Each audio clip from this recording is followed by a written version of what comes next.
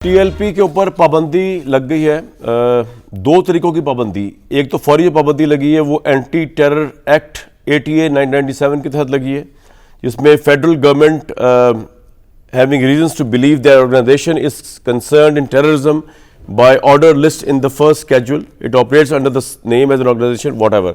दहशतगर्दी के नाम पर के इल्ज़ाम के ऊपर जो है फौरी तौर पर टीएलपी पे पाबंदी लग गई है।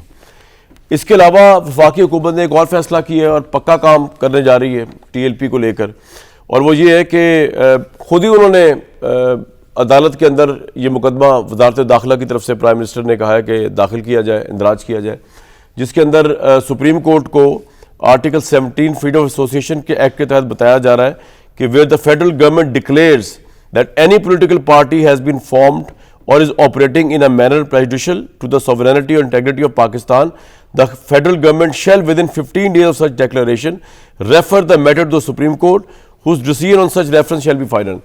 तो पाकिस्तान की गवर्नमेंट जो है, फेडरल गवर्नमेंट उसको डिक्लेयर कर रही है, बैन कर रही है इस पार्टी को, टीएलपी को, और उसके बाद 15 दिन के अंदर इस मामले को सुप्रीम कोर्ट ले जाया जाएगा, जहाँ पे जो आईनी बेंच बना है वो 30 दिन के अंदर जो है वो इसका फैसला करेगा।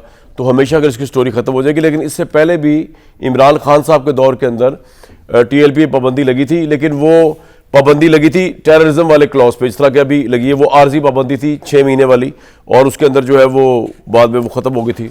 लेकिन अब की दफ़ा लग ये रहा है कि रियासत जो है वो पीछे खड़ी हुई है सारे मामले में, और वो बहुत सीरियस है इस मामले में कि कोई पोलिटिकल जो है वो जत्था वो रियासत को जो एक्सप्लॉइट ना करे, अवाम का जीना भरना दोभर ना करे इररेलेवेंट इश्यूज़ के ऊपर। तो इस कॉन्टेक्स्ट के अंदर ये सारा कुछ हुआ है, और इसके लिए इसकी बड़ी दूर के असरात हो सकते हैं दूसरे लोगों के लिए भी या दूसरी पॉलिटिकल पार्टीज़ के लिए भी। उसमें तहरीक इंसाफ भी हो सकती है अगर आप वायलेंस और टेररिज्म की तरफ जाते हैं। तो इस वक्त तो रियासत का मूड कुछ तरह का नज़र आ रहा है।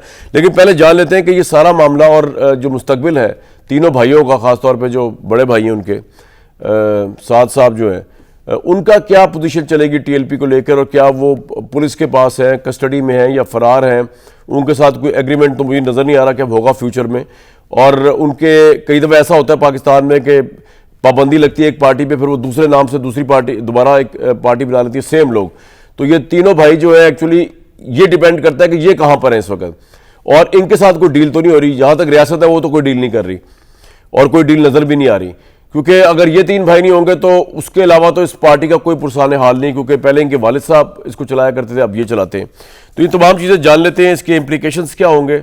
और तहरीक इंसाफ आज अफरीदी साहब धरना दिए बैठे हुए थे, एक नाकाम धरना था अडियाला के पास, और वो नाकाम चले गए। उनके लिए क्या मैसेज है इस सारे इसके अंदर, रियासत पाकिस्तान किस नहज पर जा रही है। फिजा न्याजी साहब, आमिर राना साहब, इरशाद भट्टी साहब। न्याजी साहब, किस तरह देखते हैं आप टीएलपी पर पाबंदी के फैसले को? मेरा ख्याल है कि इसके अलावा चारा ही नहीं था। मुझे बस थोड़ा सा बड़ा एक लग रहा है, अजीब लग रहा है कि मुझे वो दिन याद आ रहे हैं नवंबर दिसंबर 2018 के, जी, कि जब करो फर के साथ बड़े प्रोटोकॉल के साथ वो धरने बैठी थी, और तकरीबन मेरे ख्याल में 1 महीना 10 दिन बैठी रही है। 7-8 अक्टूबर को आई थी, और कुछ तक या दिसंबर में गई या नवंबर में आई है।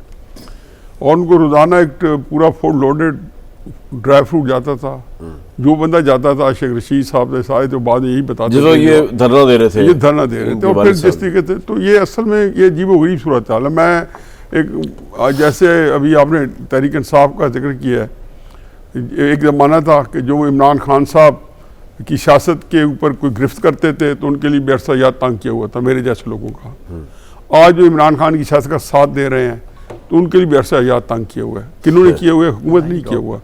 एक ख़ास सोच इदारा है जिसके अंदर अपने अंदर भी एक कंसिस्टेंसी चाहिए। कामरान, असल बात रियासत पाकिस्तान को हम बड़ा लाइटली ले रहे हैं, हम विम्स में नहीं चला सकते कि आज इमरान खान जो है in the arena is wrong and yesterday Imran Khan in the arena was right. आपने पूरे मुल्क को हिला के फॉर्म RTS बिठा के, मतलब क्या इस मुल्क के साथ खिलवाड़ खेलेगी। आज टीएलपी जो है, अभी खादम हुसैन रिजवी का तो छोड़े बात, वो तो ऐसा था कि यकीन जाना कि वहाँ पे जो बंदा उनके खिलाफ बोलता था उसको हशर क्या करते थे। कितने लोगों की ज़िंदगी जो थी उतरने के बाद वो जो थी फैजाबाद धरना, फैजाबाद धरने के बाद 2018 के धरने 18 के धरने के बाद वो हथेली पे जान हथेली पे रख के फिर रहे थे। वह काताना हमले, ख्वाजा आसिफ साहब, एहसन इकबाल साहब, कितना लोगों की ज़िंदगी खतरे में डाल दी थी आपने। किसी ने काजी फैज ईसा साहब ने जब वारंट निकाले उनको उन्होंने कत्ल की धमकी दे दी। तो ये एक ऐसा गैर संजीदा अमल जो है किसी संजीदा रियासत के अंदर नहीं हो सकता। तो आप सपोर्ट करते हैं हुकूमत के इस फैसले को? मैं 100% करता हूँ। किसी सूरत में ऐसी, मैं कहते हैं वेरी फर्स्ट प्लेस हमने एमक्यूएम पैदा की कि जमात इस्लामी को हमने मार्जिनलाइज करना था 1984-85 के अंदर। और पीपल्स पार्टी को, और पीपल्स पार्टी नहीं, जो कराची हैदराबाद में जमात इस्लामी का जोर था, उनके मेयर से सारा कुछ था। अब उनको मार्जिनलाइज करने के लिए आपने वहाँ पे एमक्यूएम बनाई, बाद में अभी गले पड़ गई। फिर क्या हुआ, कराची ने जो 30-25 साल 20 साल जिस तरह कराची तला किया है, वहाँ यकीन समझ नहीं आती थी कि किस तरह बात करें। तो ये रियासत पाकिस्तान के साथ अब हमें कुछ 2 बटन खोल के अपने गिरबान में भी कामरान साहब झांकना होगा। पर इतना आप या तो हम क्या ये समझूं कि आप लोग इस मुल्क के साथ संजीदा नहीं है, या आप लोगों की प्रायोरिटीज होती है तो संजीदा है, तो पाबंदी लगी है। दूर से किसको नहीं पता था। मैंने एक बहुत बड़े सीनियर अफसर थे, आजकल बड़ी सख्त मुसीबत में फंसे हुए हैं, तो इमरान खान के वज़ीर आज़म के बाद मेरे साथ मुलाकात हुई है, जस्ट 2 फिक्र सुनते जाए। मैंने कहा हुजूर ये इसके अलावा ये होगा तो बड़े सीख पाओगे। उन्होंने कहा हम फिर भी निपट लेंगे। मैंने कहा ये आप मुल्क निपटने के लिए रख दिए कि आप इमरान खान साहब को पहले ट्राई कर रहे हैं, मैं बता रहा हूं कि ये आपके साथ होगा। वर्दी में थे साहब, तो उन्होंने ऐसी जिसको कहना चाहिए कि हुबरस के साथ मुझे कहा जी हम इमरान खान साहब को हिस्ट्री बना देंगे। मैंने कहा वो तो मुझे अच्छा लग गया कि एक पेज होने के बावजूद आपके ये सोच भी है इमरान खान के बारे में। लेकिन क्या हुआ, आज इमरान खान साहब को ख़त्म कर देंगे, जो मुल्क का सबसे पॉपुलर लीडर है। बस साद रिजी और इमरान खान को अभी कोर्ट नहीं कर सकते किसी तौर पर, कोर्ट नहीं कर सकते, ठीक, क्योंकि वो एक पब्लिक स्पोर्ट है, उसके पास है अच्छी या बुरी, उसको हैंडल करने के लिए आपको एक डिफरेंट मैकेनिज्म होगा। कोई ये आपने आर्टिफिशियल इंटेलिजेंस हैंडल हो रहा है हुकूमत से वैसे इमरान? ये तो जब सवाल होगा आपका, मैं करता हूँ इस पर, ठीक है। बाद में देखिए आमिर साहब, क्या सिचुएशन कहां तक पहुंच गई कि बिलाखिर हुकूमत रियासत सब ने फैसला कर लिया कि टीएलपी पे पाबंदी, और अब की दफा पक्की पाबंदी? एक तो जो आप स्टार्ट में पढ़ रहे थे ना, ये 6 महीने की पाबंदी नहीं लगी थी, पाबंदी लगी थी 15 अप्रैल 2021 के एसआरओ में, और 7 नवंबर 2021 में ये खत्म विड्रॉ कर ली थी गवर्नमेंट ने इमरान साहब लेके कि आइंदा आप ठीक रहेंगे। जो आज वफाकी काबीना ने लिखा है कि उसको भी शामिल किया गया है कि इन्होंने वादा किया था तहरीरी तौर पे कि ये ठीक कोड ऑफ कंडक्ट के मुताबिक लेटर एंड स्पिरिट में चलेंगे। अच्छा, अब ये जो कहानी हुई, आप देखें ना, शाहिद खकान अब्बासी वज़ीर आज़म थे, इनको तज़क्को एहतशाम के साथ लाहौर से लाया गया, फैज़ाबाद में बिठाया गया, और उस वक्त लोग कहते थे कि इंडिया को रास्ता दिखा दिया है हमारी स्टेट ने कि जनाब पाकिस्तान को कैसे बंद किया जाता है, क्योंकि इनके पीछे स्टेट थी। जनरल फैज़ हमीद के दस्तखत मौजूद थे, मेजर जनरल साहब वो अपने लोग हैं, उनको पैसे बांट रहे थे खड़े होकर फैज़ाबाद में, गो के बदकिस्मती से वो फिर प्रमोट भी ना हो सके, वो काम आ गए इसके अंदर। तो ये जो हफीजुल्लाह नियाज़ी साहब बात कर रहे थे कि जो आपने लाए वो कहाँ पहुँचाए, मैं उस मीटिंग में मौजूद था, एक बड़ी यहीं पे जहाँ मेरा दफ्तर है वहीं पे उनके हेडक्वार्टर में मीटिंग थी, और बुलाया गया था, उसमें सारे मीडिया ओनर्स भी थे कि ये जो वज़ीराबाद आके बैठ गए। और उस वक्त भी मुरीद के में मुझे गालिबन याद पड़ रहा है 7 पुलिस वाले शहीद हुए थे, ठीक है। ये इस दफ़ा भी मुरीद के में एक्शन हुआ है। तो वज़ीराबाद आके बैठ गए थे और खंदकें खोल दी थी चनाब पे भी और इस पे जेलम पे भी कि इनको आने नहीं देना। और फिर ये मतलब ये कहानियाँ चलती रहीं, पहले पीटीआई के दौर में, फिर पीटीआई ने इनको भुगता, इनको फारिग किया, फिर वापस लाए, और फिर उससे पहले ये तजर्बे हुए थे, फिर बीच में भी ये धमकियाँ देते रहे। जब देखे ना इशू क्या उठाया है, मतलब ये वो जो लफ्ज़ किसी ने भी कहा कि चाबी वाले खिलौने, अल्लाह के बंदो नाम लेते हो रसूल अकरम सल्लल्लाहु अलैहि वसल्लम का, और काम क्या करते हो, तशद्दुद किस चीज़ का।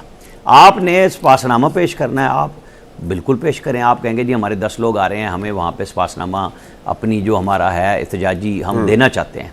ये जो सड़कें बंद करने वाला ड्रामा शुरू करा के लोगों को रसूल अकरम सल्लल्लाहु अलैहि वसल्लम के नाम पे आप कैसे तशद्दुद में ले जा सकते हैं। आप पत्थरों के ट्रक लेके फिरें, आप डंडे कीलें लगा के, मतलब आप कौन सा जिहाद करने निकले हैं भाई। फ़लस्तीन चले जाते, ये भट्टी साहब ने कहा था, याद होगा आपको, कि इन सारों को वहाँ भेज दें, ज़रा जाके अपना गज़ा में जोर लगा लें। ये हमारे गले पे सारे पड़ गए, 2-2 साल घर बैठे रहे। तो अब अगर फैसला कर लिया है हुकूमत ने भी, स्टेट ने भी, तो इस पे कायम रहना चाहिए। जैसे 6 महीने बाद, वो मैंने उस वक्त कहा था, फेक इंफॉर्मेशन मिनिस्टर है फवाद चौधरी, जो कहते थे कि इंडिया का स्पॉन्सर्ड है TLP, हम बैन लगा रहे हैं, और फिर एकदम 6 महीने बाद वो बैन ख़त्म कर दिया। तो भाई किसके स्पॉन्सर्ड थे, कौन लाए थे? हमें जो जवाब चाहिए ना, आज भी हम ये कह रहे हैं कि अब अगर आपने फैसला किया है, इसको 3 दिन के अंदर इंटीरियर मिनिस्ट्री ने नोटिफिकेशन करना है, और नोटिफिकेशन के 15 दिन बाद आपको सुप्रीम कोर्ट जाना है। PTI सुप्रीम कोर्ट नहीं गई थी, आप जाएं, उनको हक मिले ये तो कि वो अपना केस पेश करें वहां पे। जो वीडियो एविडेंस यहां पेश किए हैं ये भी जाएं, इसको रोके नहीं, ताकि एक क्लैरिटी हो जाए कि जो तशद्दुद का रास्ता अपनाएगा, जो लोगों में लॉ एंड ऑर्डर, ये नेशनल सिक्योरिटी के इशू पे वाकई चला जाता है। अब आप देख लें, मैं तो मुल्क से बाहर था, मतलब जो सिचुएशन मैं वहां देख रहा था, फिर मैंने आके पूछी, यहाँ पे तो बड़े मामला खराब उसी तरह कर दिए गए थे जैसे शाहिद खाकान अब्बासी के दौर में किए गए थे कि हुकूमतों को मफलूज करना है। तो फिर जब सख्ती हुई है तो PTI बदकिस्मती से इनके साथ खड़ी हो गई है इस पॉइंट पे कि नहीं जी ज्यादती हो रही है। भाई आपके दौर में इनके हेडक्वार्टर पे लाहौर की वीडियोस बता रही हैं कि आप क्या कर रहे थे, पूरी PTI क्या कह रही थी उस वक्त, और ये लोग क्या कर रहे थे, ये सेम वही काम रिपीट हुआ है। तो अब फैसले किए हैं, इनको लेके चलें और माशरे के अंदर सियासत को फ़रोग दें। रियासत को चाहिए कि जो सियासी जमातें हैं उनके लिए रास्ते बनाए, क्योंकि रास्ते रोकने से आमिर साहब, ये जो अदम बर्दाश्त हर तरफ से हो रही है।